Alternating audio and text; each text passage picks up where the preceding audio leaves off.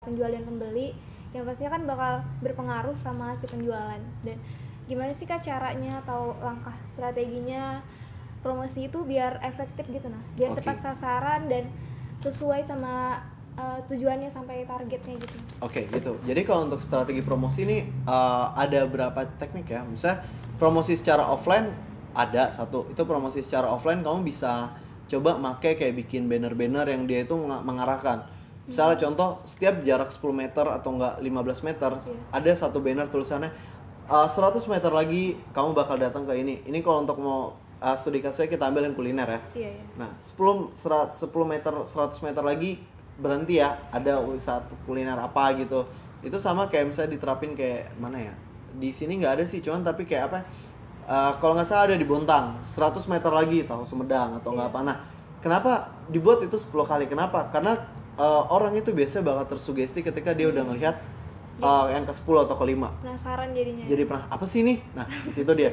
Nah, itu secara teknik promosi yang mungkin bisa dilakukan secara offline.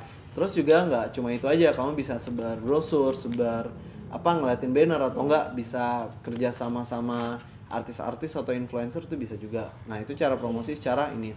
Nah, kalau promosi secara online ini yang perlu kamu pelajarin. Pertama, pelajarin promosi secara online ini apa yang bakal kamu gunain. Apakah bakal beriklan kayak di Facebook atau Google, ataukah bakal menggunakan sosial media, ataukah menggunakan WhatsApp. Nah, biasa aku bakal bikin jalur kayak semacam sistem di mana nanti kita nyebutnya ini funneling.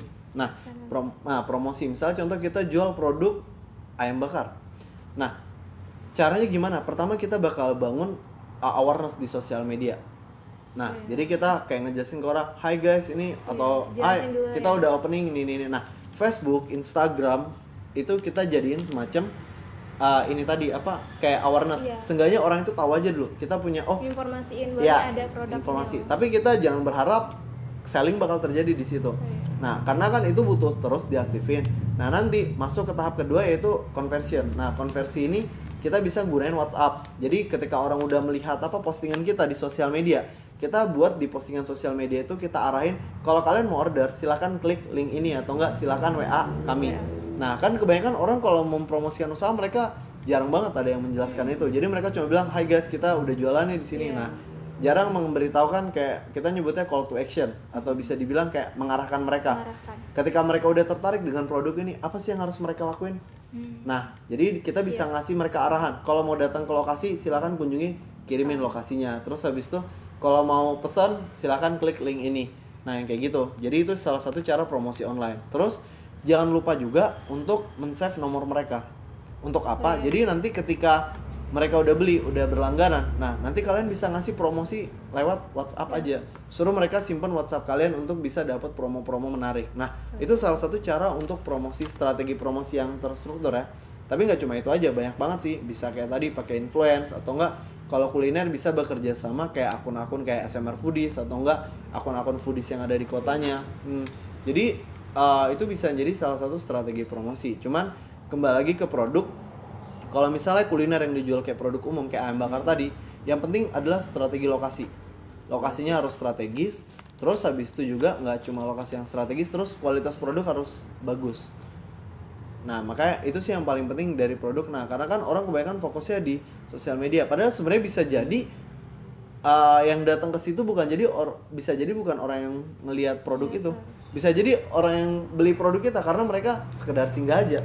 Dan mereka langsung datang ke situ. Ketika rasa udah enak, kualitas produk bagus, mereka bakal datang lagi. Nah, jadi sosial media cuma dijadiin awareness saja. Yang penting orang tahu kalau kita punya usaha di lokasi ini dan kalau mau pesen di nomor ini. Benar sih kayak gitu, salah satu strategi promosi yang bisa coba diterapin sama teman-teman mungkin kalau dia pengen ngejalanin usaha kan nanti. Terus kalau misalnya produknya craft kayak gimana ya? Ya itu aja. Fotoin produk-produk craftnya, terus habis itu bisa ikut pameran-pameran. Itu menjadi salah satu strategi promosi juga kan. Atau enggak bekerja sama dengan pemerintah untuk bisa membantu memasarkan produk UKM lokal. Tapi yang paling penting itu tadi kualitas produk juga. Nah, dari situlah nanti kita bisa ngelihat produk kita ini laku atau enggak.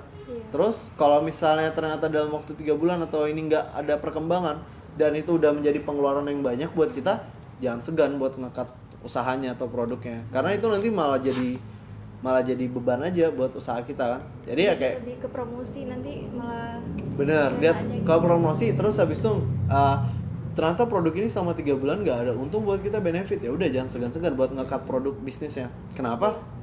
Karena ya bentar nanti bakal jadi beban itu buat kita kalau kita terus ngejalanin itu. Selain itu kan pasti orang itu bakalan tertarik kalau lihat dari misalnya promosinya tuh menarik kayak gitu. Nah gimana sih Kak agar yang di media sosialnya itu terlihat menarik, dan orang kan kalau misalnya kayak gitu aja udah gambar dikirim, Iya. bakalan kayak ih apa sih ini, bosan gitu. Nah, kalau kayak gitu berarti yang penting itu sih minimal kalau mau punya skill desain. Cuman tapi nggak harus desain. Kalau misalnya ada uang ya cari aja desainer-desainer yang untuk ngedesainin ini kan. Atau enggak yang penting yang bisa difokusin tuh foto produk yang bagus. Iya. Terus habis itu tahu sosial media apa yang harus digunakan untuk promosi.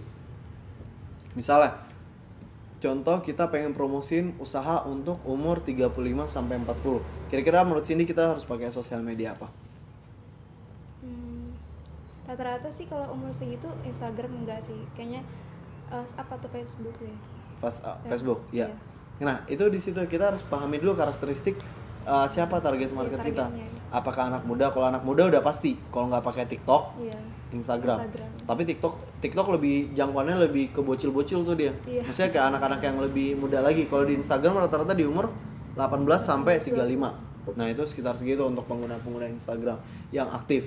Tapi untuk di TikTok itu beda lagi nanti. Nah, kita harus pahami dulu karakteristik sosial media yang bakal kita gunakan untuk promosi. Sesuaikan sama target promosi kita siapa. Terus habis itu kita bikin planning promosi kita mau kayak gimana nih. Misalnya contoh promosinya buy one get one, atau enggak beli 2 gratis 1, atau enggak makan di tempat gratis es teh. Nah, yang kayak gitu bisa dibuat promosi menarik yang sesuai dengan kebutuhan mereka. Kalau misalnya mereka kebutuhannya adalah untuk keluarga, bisa aja misalnya kayak setiap pembelian ayam bakar di sini bakal mendapatkan Tamiya. Nah, itu kan bisa. Atau enggak setiap pembelian di sini bakal nih. Nah, nanti anak-anak itu bakal pasti kedatang ke situ cuma buat beli mainan.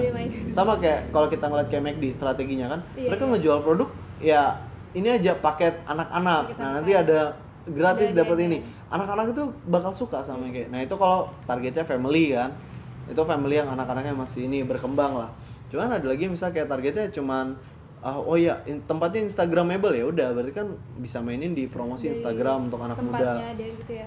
Bener, nah yang kayak gitu sih banyak banget strategi-strategi promosi itu, tapi salah satu strategi promosi. Atau enggak kita bisa mainin strategi promosi, kita kasih produk ke teman-teman kita, atau enggak kita suruh mereka bantu promosiin di sosial media mereka masing-masing.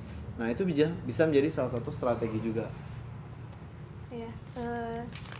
Tadi kan kita udah banyak bicara, berbagi sharing juga soal pengalamannya Kak Hafiz di dunia bisnis, dan udah bagi-bagi tips juga gimana strategi dalam promosi. Ada bisa strateginya bisa online, bisa offline juga. Dan ini kembali lagi buat dari teman-teman, misalnya mau teknik apa sih yang mau digunain. Mungkin sampai sini aja Kak ya Kak. Siap, sama-sama. Sharing kita hari ini. Saya mengucapkan banyak terima kasih buat Kak Hafiz sudah meluangkan waktunya. Ya, makasih juga loh udah diundang. Udah memberikan ilmu juga.